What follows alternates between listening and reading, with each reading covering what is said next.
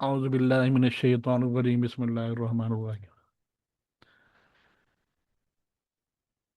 हमको इस जो गुज़िश्ता कल हमने पढ़ा था उसमें ये मालूम हुआ मुख्तसर बयान में कि ये कुरान करीम को किस बिना पर हजूर सल्लल्लाहु अलैहि वसल्लम का मौजज़ा करार दिया गया है और इसका एजाज़ किन किन वजहों से है। क्योंकि सारी दुनिया इसकी मिसाल पेश करने से आजिज़ हो गई है। दूसरा ये कि मुसलमानों का ये दावा कि 1400 साल के अरसे में, अब तो 1500 साल हो गए हैं, 1500 भी पूरा होने लगा, 1400 साल के अरसे में कुरान की ज़बरदस्त जो है, कुरान का जो चैलेंज है, इसके बावजूद इसकी या इसके किसी एक टुकड़े की मिसाल पेश नहीं कर सका। ये तारीखी हैसियत में क्या वजन रखता है? ये दोनों, यानी कि कुरान की पेश करने से कोई आजिज होना, और दूसरा इस चैलेंज के बावजूद कोई पेश नहीं कर सका, यानी कि उस चैलेंज को कबूल नहीं कर सका, ये दो बातें हैं। ये थोड़ी सी तफसील तलब है, आज हम उस पर गौर करेंगे और इसको हम कह लेंगे कि कुरान के मोजज़ा होने की वजह। तो उनमें कुल 10 वजह हैं, आज हम दो या तीन जितना भी हो सका वो हम करेंगे, बाकी क्योंकि लंबी हैं तो बाकी वो इंशाल्लाह फिर करेंगे कल। पहली बात ये है कि कुरान को मोजज़ा क्यों कहा गया है, वो क्या वजह है, वजूहात हैं जिनके सबब सारी दुनिया इसकी मिसाल पेश करने से आजिज है। इस पर पुराने और नए, यानी आजकल के, ये कदीम और जदीद उसको कहते हैं, ये सारे उलमा ने इस पर मुस्तकिल किताबें लिखी हैं और हर किसी ने अपने अपने तौर पे अपने अपने अंदाज से इनको बयान किया। हम मुख्तसर से उसका जायज़ा लेंगे। इस जगह सबसे पहले गौर करने की चीज़ ये है कि ये अजीबो गरीब सारे उलूम यानी इल्म की जामे किताब है। जामे से मुराद कि इसमें हर किस्म का इल्म जमा है। तो हमने ये देखना है कि ये किस जगह, किस माहौल में और किस पर नाजिल हुई है, और क्या वहाँ कुछ ऐसा इल्मी सामान मौजूद था जिनके ज़रिए से असबाब के दायरे में ऐसी जामे यानी मुकम्मल बेमिसाल किताब तैयार हो सके, जो शुरू के और आखिरी उलूम जितने हैं उन सबको जमा करे और इंसान की इनफरादी यानी अकेले इंसान की ज़ाती या इज्तमाही ज़िंदगी के हर पहलू के मुतालिक बेहतरीन हिदायत पेश कर सके, जिसमें इंसान की जिस्मानी और रूहानी तरबियत का मुकम्मल इंतज़ाम हो, और इसकी मंजिल क्या है इंसान की, उसकी तदबीर से लेकर मुल्कों की सियासत तक हर निज़ाम के बेहतरीन उसूल उसमें मौजूद हों। जिस सरजमीन और जिस ज़ात पर यह किताब मुक़द्दस नाज़िल हुई है, उसकी जोग्राफियाई कैफियत और तारीख़ी हालात मालूम करने के लिए हमको एक रेगिस्तानी खुश्क और गर्म इलाके से वास्ता पड़ेगा, जिसको बतहाए मक्का भी कहते हैं, या मक्का की वादी, इस तरह। और वो ना तो ज़री मुल्क है, ना सनती मुल्क है, ना उस मुल्क की आबो हवा कोई ऐसी खुशगवार है कि जिसके लिए बाहर के आदमी वहाँ पहुँचने की रगबत करें, यानी चाहत करें। ना रास्ते ही कुछ हमवार हैं जिससे वहां तक पहुंचना आसान हो। अक्सर दुनिया से वो कटा हुआ एक जजीरे जैसा है, जहां खुश्क पहाड़ और गर्म रेत के अलावा कुछ नजर नहीं आता, और दूर तक कोई कहीं बस्ती भी नजर नहीं आती, ना कोई खेत है ना कोई दरख्त है। इस पूरे इस मुल्क के इस पूरे मुल्क के इस खित्ते में कुछ बड़े शहर भी नहीं हैं। छोटे छोटे गांव और इनमें ऊंट बकरियां पालकर अपनी जिंदगी गुजारने वाले इंसान बसते हैं। इसके छोटे देहात का तो क्या देखना, जो बड़े नाम के चंद शहर कहलाते हैं उनमें भी किसी किस्म की इल्म और तालीम का कोई चर्चा नहीं है।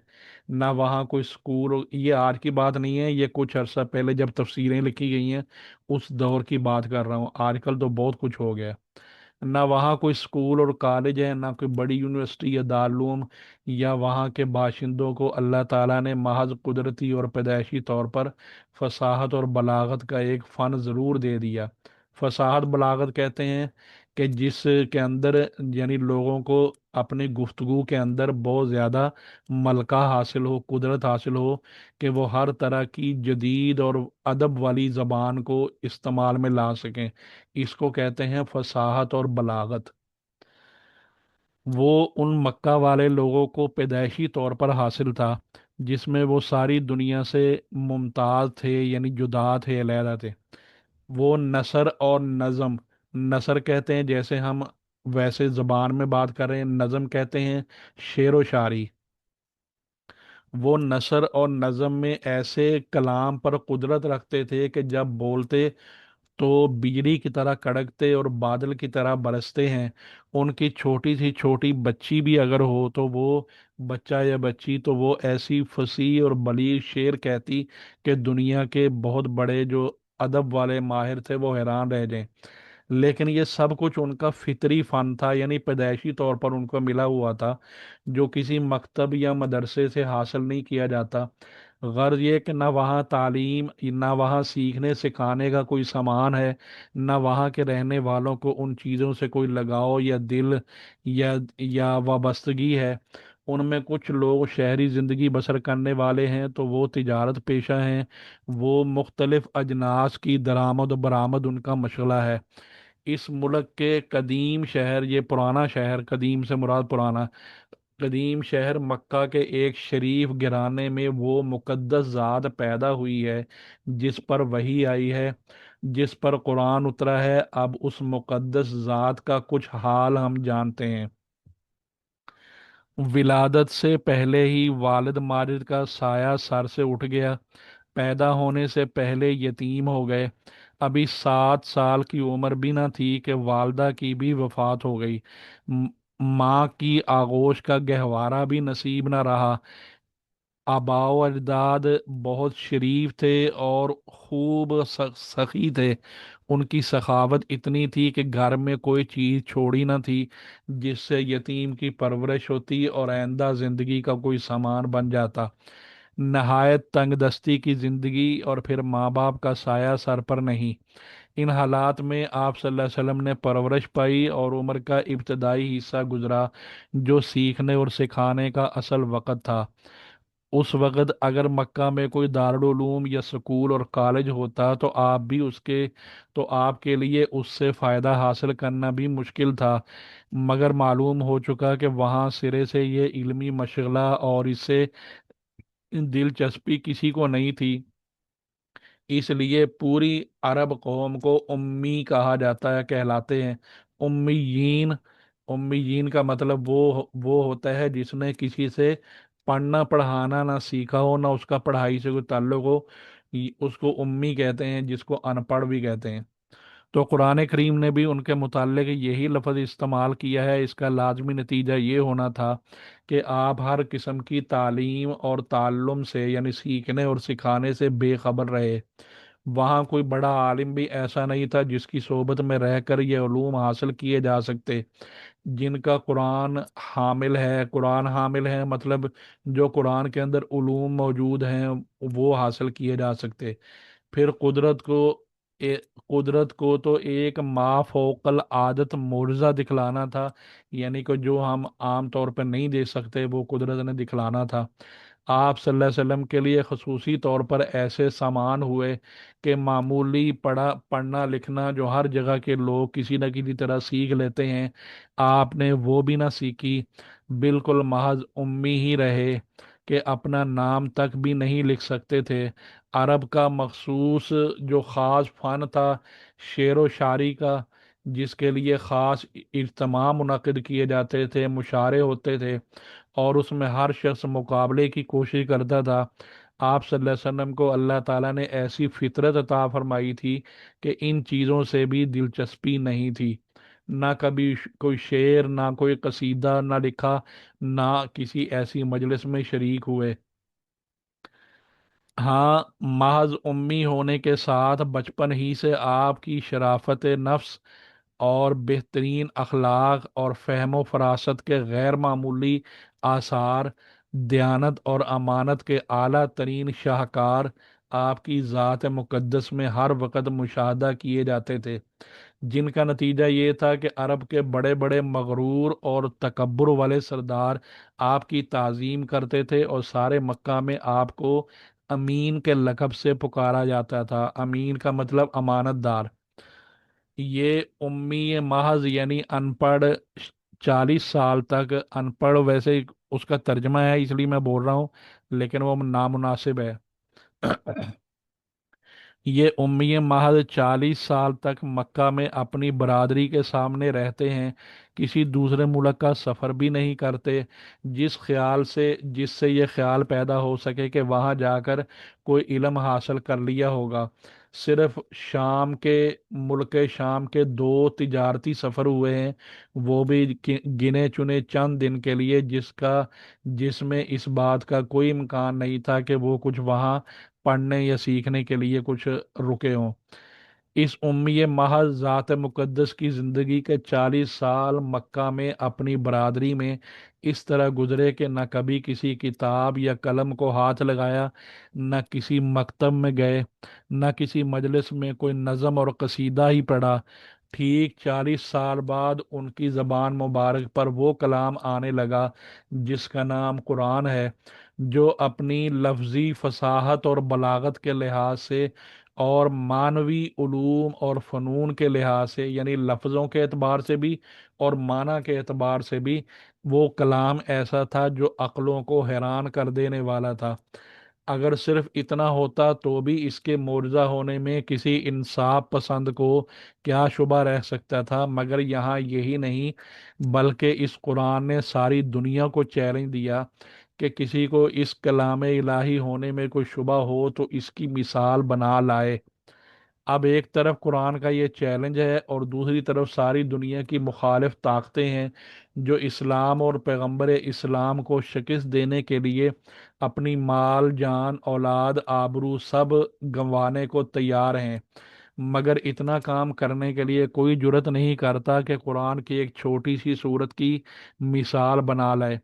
فرض کر لیجیے کہ یہ کتاب بے مثال اور بے نظیر نہ بھی ہوتی، جب بھی ایک امی محض کی زبان سے اس کا ظاہر ہونا یہ قرآن کے اعجاز اور اعجاز کی وجہ کی تفصیل میں جائے بغیر قرآن کریم کے معجزے ہونے کے لیے کچھ کم نہیں تھا جس کو ہر عالم اور جاہل سمجھ سکتا ہے۔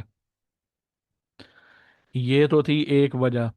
اب ہے قرآن کے اعجاز، یعنی اس کے یہ صفت کی دوسری وجہ کیا ہے، کہ جس کی وجہ سے کہ مخالف جو ہے وہ کوئی جیسی صورت نہیں لا سکتا، وہ عاجز ہے۔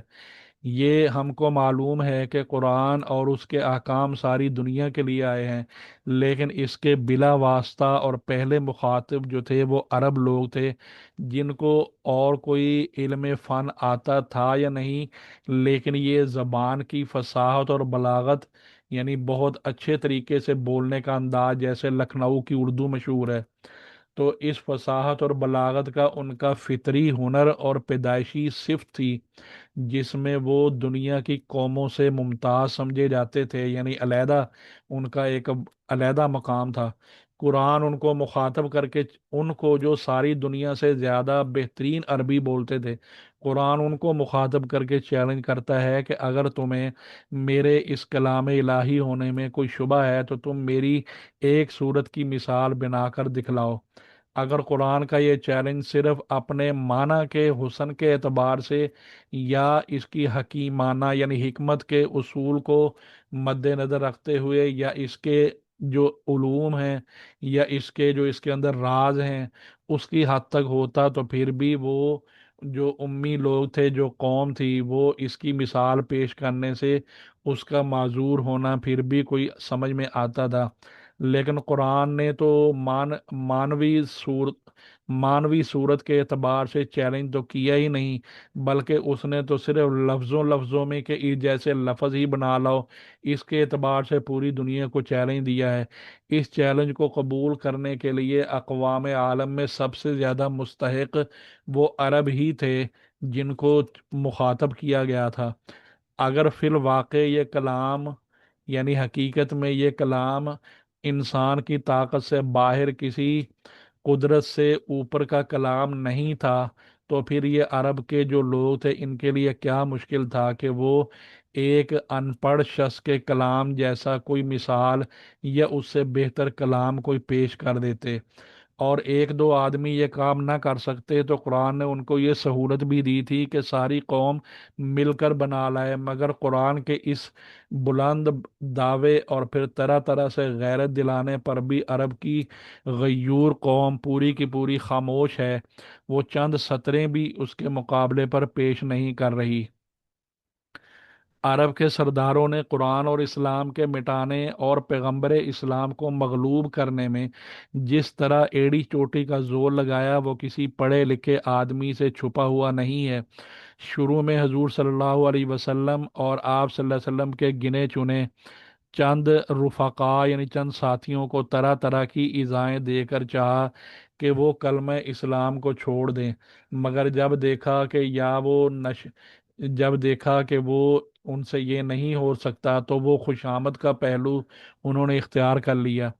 عرب کا سردار جو عتبہ بن ربیعہ تھا قوم کا نمائندہ بن کر آپ کے پاس حاضر ہوا اور عرب کی پوری دولت اور حکومت اور بہترین حسن و جمال کی لڑکیوں کی پیشکش کی اس کام کے لیے کہ آپ اسلام کی تبلیغ چھوڑ دیں۔ آپ نے اس کے جواب میں قرآن کی چند آیتیں سنا دینے کو کافی سمجھا۔ جب یہ تدبیر بھی کارگر نہ ہوئی تو جنگ اور مقابلے کے لیے تیار ہو کر ہجرت سے پہلے اور ہجرت کے بعد جو عرب کے قریش جو لوگ تھے انہوں نے حضور صلی اللہ علیہ وسلم اور مسلمانوں کے مقابلے میں سر دڑ کی بازی لگا دی، جان مال اولاد آبرو سب کچھ اس مقابلے میں خرچ کرنے کے لیے تیار ہوئے۔ یہ سب کچھ کیا مگر یہ کسی سے نہ ہو سکا کہ قرآن کے چیلنج کو قبول کرتا اور چند سطریں مقابلے پر پیش کر دیتا۔ کیا ان حالات میں سارے عرب کا اس مقابلے سے خاموش ہو جانا اور عاجز آ جانا یہ اس بات کی کھلی گواہی نہیں ہے کہ یہ انسان کا کلام نہیں ہے بلکہ اللہ تعالیٰ کا کلام ہے؟ پھر صرف اتنا نہیں ہے کہ عرب نے اس کے مقابلے سے خاموشی اختیار کی بلکہ اپنی خاص مجلسوں میں سب نے اس کے بے مثال ہونے کا اعتراف بھی کیا، اور جو ان میں سے انصاف پسند لوگ تھے یعنی جو کہ ضد یا تعصب نہیں رکھتے تھے انہوں نے اس اعتراف کا اظہار بھی کیا۔ پھر ان میں سے کچھ لوگ مسلمان ہو گئے اور کچھ اپنی آبائی رسموں کی پابندی یا بنی عبد مناف آپ صلی اللہ علیہ وسلم کا قبیلہ ہے، تو ان کی ضد کی وجہ سے اسلام قبول کرنے کے باوجود اعتراف سے محروم رہے۔ عرب کے قریش کی تاریخ ان واقعات پر گواہ ہے، ان میں سے چند واقعات اس جگہ بیان کر سکتے ہیں ہم یا اس کا جائزہ لیتے ہیں جس سے اندازہ ہو سکے کہ پورے عرب نے اس کلام کے بے مثال اور بے نظیر ہونے کو تسلیم کیا ہے اور اس کی مثال پیش کرنے کو اپنی رسوائی کے خیال سے چھوڑ دیا۔ جب رسول اللہ صلی اللہ علیہ وسلم اور قرآن کا چرچا مکہ سے باہر حجاز کے دوسرے مقامات میں ہونے لگا اور حج کا موسم آیا تو قریش مکہ کو اس بات کی فکر ہوئی کہ اب عرب کے ارد گرد سے حاجی لوگ آئیں گے اور رسول کریم صلی اللہ علیہ وسلم کا یہ کلام سنیں گے تو وہ فریفتہ ہو جائیں گے اور غالب خیال یہ ہے کہ وہ مسلمان ہو جائیں گے۔ اس کے سد باب کی تدبیر سوچنے کے لیے قریش نے ایک اجلاس منعقد کیا۔ اس اجلاس میں عرب کے بڑے بڑے سردار موجود تھے، ان میں ایک ولید بن مغیرہ بھی تھا جو عمر میں سب سے بڑا اور عقل میں سب سے علیحدہ ممتاز تھا۔ سب نے ولید بن مغیرہ کو کہ اب یہ مشکل پیش کی کہ اب ملک کے ارد گرد سے لوگ آئیں گے اور ہم محمد صلی اللہ علیہ وسلم کے متعلق پوچھیں گے تو ہم کیا کہیں گے؟ ہمیں آپ کوئی ایسی بات بتلائیے کہ ہم سب وہی بات کہہ دیں، ایسا نہ ہو کہ خود ہمارے بیانات میں اختلاف پیدا ہو جائے۔ ولید بن مغیرہ نے کہا کہ تم ہی کہو کہ کیا کہنا چاہیے۔ لوگوں نے کہا کہ ہمارے خیال میں ہم سب کہیں گے کہ محمد صلی اللہ علیہ وسلم معاذ اللہ مجنون ہیں، تو ان کا کلام مجنونانہ پن کا نتیجہ ہے۔ تو ولید بن مغیرہ نے کہا کہ تم ایسا ہرگز نہ کہنا، کیونکہ یہ لوگ جب ان کے پاس جائیں گے اور ان سے ملاقات اور گفتگو کریں گے اور ان کو ایک فصیح اور بلیغ इन अक्लमंद इंसान पाएंगे तो उन्हें यकीन हो जाएगा कि तुमने झूठ बोला है। फिर कुछ लोगों ने कहा अच्छा हम उनको ये कहेंगे कि वो एक शायर हैं।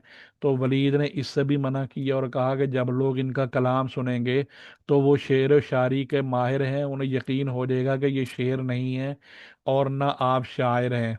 नतीजा ये होगा कि ये सब लोग तुम्हें झूठा समझेंगे। फिर कुछ लोगों ने कहा कि तो फिर हम उनको काहिन करार दें। काहिन का मतलब होता है कि जो शयातीन और जिन्नात से सुनकर गैब की खबरें दिया करते हैं। तो उन्होंने कहा, वलीद ने कहा कि ये भी गलत है, क्योंकि जब लोग उनका कलाम सुनेंगे तो पता चल जाएगा कि ये कलाम किसी काहिन का नहीं है। फिर वो तुम्हें झूठा भी समझेंगे।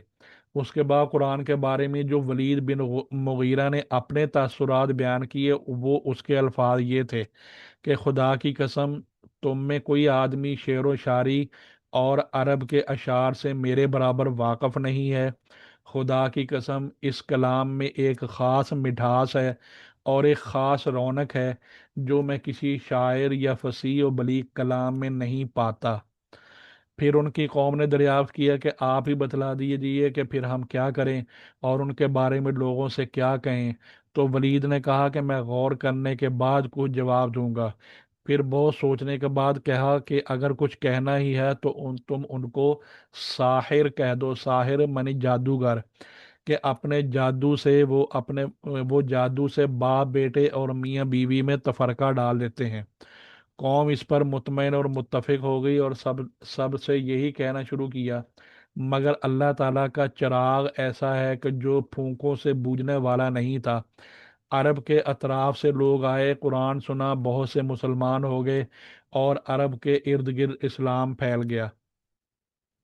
इसी तरह एक कुरैशी सरदार था, नज़र बिन हारिस। उसने एक मर्तबा अपनी कौम को खिताब करके कहा कि ए कुरैश की कौम, आज तुम एक मुसीबत में गिरफ्तार हो कि इससे पहले कभी ऐसी मुसीबत से वास्ता नहीं पड़ा था कि मोहम्मद सल्लल्लाहु अलैहि वसल्लम तुम्हारी कौम के एक नौजवान थे और तुम सब उनकी आदात और अखलाक के गर्विदा थे, यानी उनके शिदाई थे, और अपनी कौम में उनको सबसे ज़्यादा सच्चा और सबसे ज्यादा अमानतदार जानते थे और कहते थे।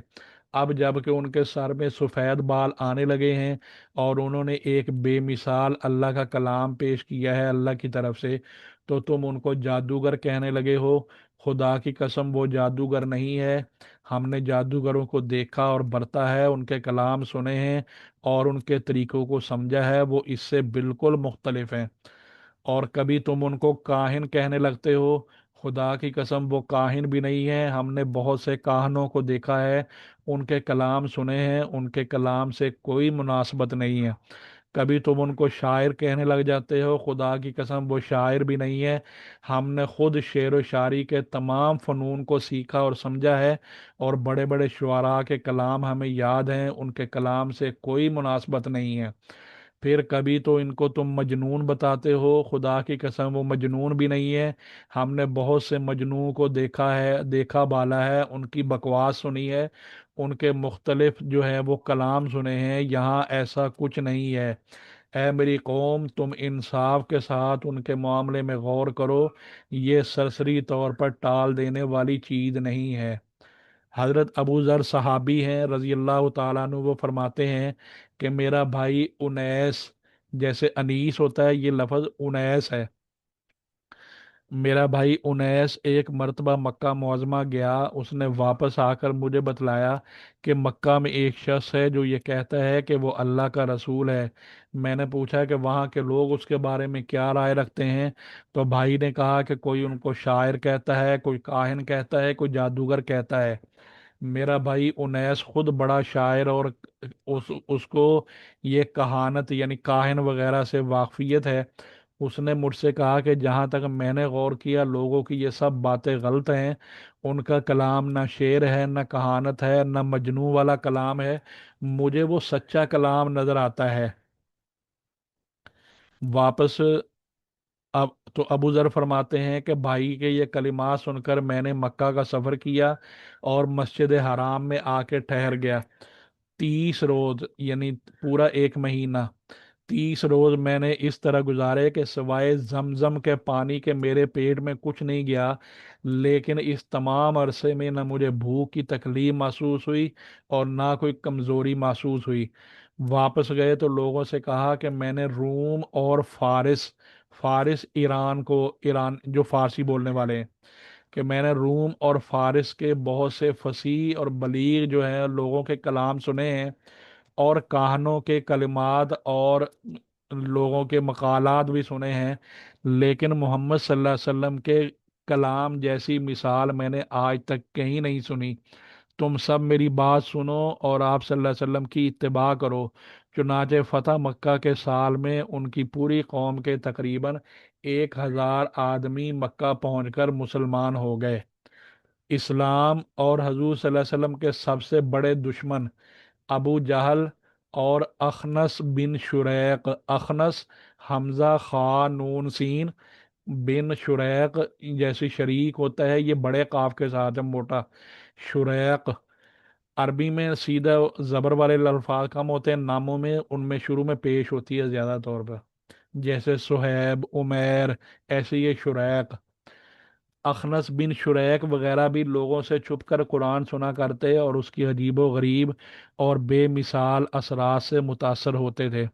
लेकिन जब कौम के कुछ लोगों ने उनको कहा कि जब तुम इस कलाम को ऐसा बेमिसाल पाते हो तो उसको कबूल क्यों नहीं कर लेते, तो अबू जहल का जवाब ये था कि तुम्हें मालूम है कि बनी अब्द मनाफ में और हमारे कबीले में हमेशा से रकाबत और मुआसराना यानी हम जमाना या मुकाबला चलता रहता है। वो जिस काम में आगे बढ़ना चाहते हैं हम भी उसका जवाब देते हैं। अब जब कि हम और वो दोनों बराबर हैसियत के मालिक हैं, तो अब वो ये कहने लगे हैं कि हम में एक नबी पैदा हुआ है जिस पर आसमान से वही आती है, अब हम उनमें कैसे मुकाबला उनका करें। तो मैं कभी इसका इकरार नहीं करूँगा। तो खुलासा कलाम यह है कि कुरान के इस दावे और चैलेंज पर सिर्फ यही नहीं कि पूरे अरब ने हार मान ली और खामोशी इख्तियार कर ली, बल्कि इसके बेमिसाल होने और अपने आजिज होने पर खुले तौर पर एतराफ़ भी किया कि अगर ये किसी इंसान का कलाम होता तो इसकी कोई वजह न थी कि सारा अरब बल्कि सारी दुनिया इसकी मिसाल लाने से आजिज हो जाती। कुरान और पैगंबर कुरान के मुकाबले में जानो माल औलाद आबरू सब कुछ कुर्बान करने के लिए तो वो तैयार हो गए, मगर इसके लिए कोई आगे ना बढ़ा कि कुरान के चैलेंज को कबूल करके 2 सतरें ही इसके मुकाबले में ले आता।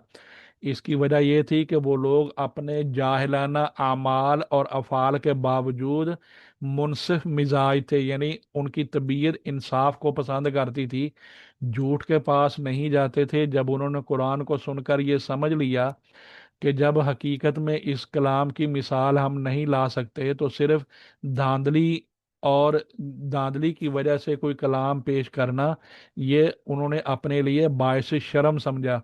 क्योंकि वो ये भी जानते थे कि हमने कोई चीज़ पेश भी कर दी तो पूरे अरब के जो फसीह और बलीग लोग हैं वो इस इम्तिहानी मुकाबले में हमें फेल कर देंगे और खाम खा की रुसवाई हो जाएगी। इसलिए पूरी कौम ने खामोशी इख्तियार की, और जो ज़्यादा मुनसिफ मिजाज थे उन्होंने साफ तौर पर इकरार भी कर लिया और तस्लीम भी कर लिया, जिसके अब हम कुछ यानी मिसालें हम पीछे अभी बयान कर चुके हैं।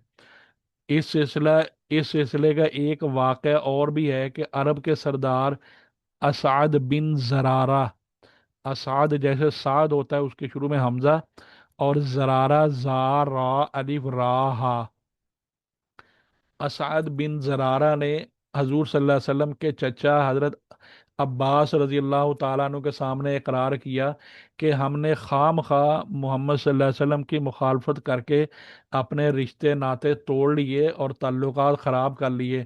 मैं यकीन से कहता हूँ कि वो बिलाशुबा अल्लाह के रसूल हैं, वो हरगिज़ झूठे नहीं हैं, और जो कलाम वो लाए हैं वो किसी इंसान का कलाम नहीं हो सकता।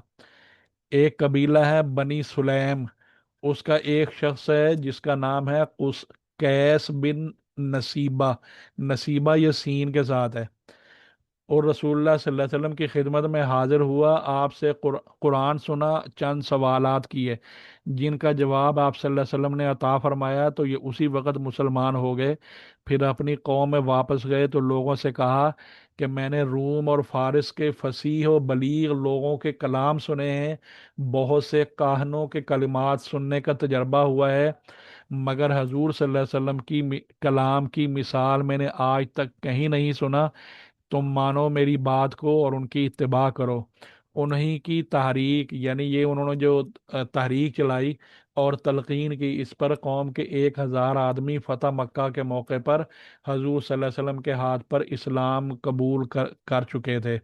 یہ اقرار کرنا اور تسلیم کرنا صرف ایسے ہی لوگوں میں منقول نہیں جو آپ کے معاملات سے یکسو اور غیر جانبدار تھے، بلکہ وہ لوگ جو ہر وقت ہر طرح سے رسول اللہ صلی اللہ علیہ وسلم کی مخالفت میں لگے ہوئے تھے۔ قرآن کے متعلق ان کا بھی یہی حال تھا، لیکن وہ اپنی ضد اور حسد کی وجہ سے لوگوں سے اس کا اظہار نہیں کرتے تھے۔ علامہ سیوطی رحمہ اللہ نے اپنی کتاب میں لکھا ہے کہ ایک مرتبہ ابو جہل اور ابو سفیان اور اخنس بن شریح، جن کا بھی ذکر آیا ہے، یہ رات کو اپنے اپنے گھروں سے اس لیے نکلے کہ چھپ کر رسول اللہ صلی اللہ علیہ وسلم سے قرآن سنتے ہیں، ان کا قرآن سنتے ہیں۔ ان میں سے ہر ایک علیحدہ علیحدہ نکلا، ایک دوسرے کو خبر نہیں تھی، علیحدہ علیحدہ گوشوں میں چھپ کر قرآن سننے لگے۔ تو اس میں ایسے مصروف ہوئے، یعنی ان کو اتنا مزہ آنے لگا کہ ساری رات گزر گئی۔ جب صبح ہو گئی تو سب واپس ہوئے اپنے گھروں کے لیے۔ اتفاقی طور پر راستے میں تینوں آپس میں مل گئے، ہر ایک نے دوسرے کا قصہ سنا تو سب آپس میں ایک دوسرے کو ملامت کرنے لگے، یعنی غلط کہنے لگے کہ تم نے یہ بری حرکت کی ہے، اور کسی نے یہ بھی کہا کہ آئندہ کوئی ایسا نہ کرے، کیونکہ اگر عرب کے عوام کو اس کی خبر ہوگی تو وہ سب مسلمان ہو جائیں گے۔ یہ کہہ سن کر سب اپنے اپنے گھروں میں چلے گئے۔ اگلی رات آئی تو پھر ان میں سے ہر ایک کے دل میں یہ ٹیس اٹھی، یعنی جذبہ اٹھا کہ قرآن سنتے ہیں جا کے۔ پھر اسی طرح چھپ چھپ کر ہر ایک نے قرآن سنا، یہاں تک کہ رات گزر گئی۔ صبح ہوتے ہی یہ لوگ واپس ہوئے تو پھر آپس میں ایک دوسرے کو ملامت کرنے لگے، اور اس کے چھوڑنے پر سب نے اتفاق کیا۔ پھر جب تیسری رات آئی تو پھر قرآن کی لذت اور مٹھاس نے انہیں چلنے اور سننے پر مجبور کر دیا۔ پھر پہنچے اور رات بھر قرآن سن کر جب واپس لوٹے تو پھر راستے میں ٹکراؤ ہو گیا۔ تو اب سب نے کہا کہ آؤ آپس میں معاہدہ کر لے کہ آئندہ ہم ہرگز ایسا نہیں کریں گے۔ چنانچہ پھر اس معاہدے کی پاسداری کی انہوں نے، اور سب اپنے اپنے گھروں کو چلے گئے۔ صبح کو اخنس بن شریق نے اپنی لاٹھی اٹھائی اور پہلے ابو سفیان کے پاس پہنچا کہ بتلاؤ اس کلام کے بارے میں تمہاری کیا رائے ہے۔ اس نے دبے لفظوں میں قرآن کی حقانیت کا اعتراف کیا تو اخنس نے کہا کہ بخدا میری بھی یہی رائے ہے۔ اس کے بعد وہ ابو جہل کے پاس پہنچا، اس سے بھی یہی سوال کیا کہ تم نے محمد صلی اللہ علیہ وسلم کے کلام کو کیسا پایا ہے۔ ابو جہل نے کہا کہ صاف بات یہ ہے کہ ہمارے خاندان اور بنی عبد مناف کے خاندان میں ہمیشہ سے چپکلش چلتی آئی ہے، اور قوم کی سیادت اور قیادت میں جس محاذ پر وہ آگے بڑھنا چاہتے ہیں ہم ان کا مقابلہ کرتے ہیں۔ انہوں نے سخاوت کے ذریعے قوم میں اپنا اثر بنانا چاہا تو ہم نے ان سے بڑھ کر سخاوت کی۔ انہوں نے لوگوں کی ذمہ داریاں اپنے سر لیں تو ہم نے بھی اس میدان میں ان سے پیچھے نہیں رہے۔ یہاں تک کہ پورا عرب جانتا ہے کہ ہم دونوں خاندان برابر حیثیت کے مالک ہیں۔ ان حالات میں ان کے خاندان سے یہ آواز اٹھی کہ ہمارے خاندان میں ایک نبی پیدا ہوا ہے جس پر آسمان سے وحی آتی ہے۔ اب ظاہر ہے کہ اس بات کا مقابلہ ہم کیسے کریں، اس لیے ہم نے تو یہ طے کر لیا ہے کہ ہم زور اور طاقت سے ان کا مقابلہ کریں گے اور ہرگز ان پر ایمان نہیں لائیں گے۔ یہ ہے قرآن کا وہ کھلا ہوا معجزہ جس کا دشمنوں کو بھی اعتراف کرنا پڑا، اور یہ سارے واقعات علامہ جلال الدین سیوطی رحمہ اللہ نے اپنی کتاب میں نقل کیے ہیں جس کا نام ہے خصائص کبریٰ۔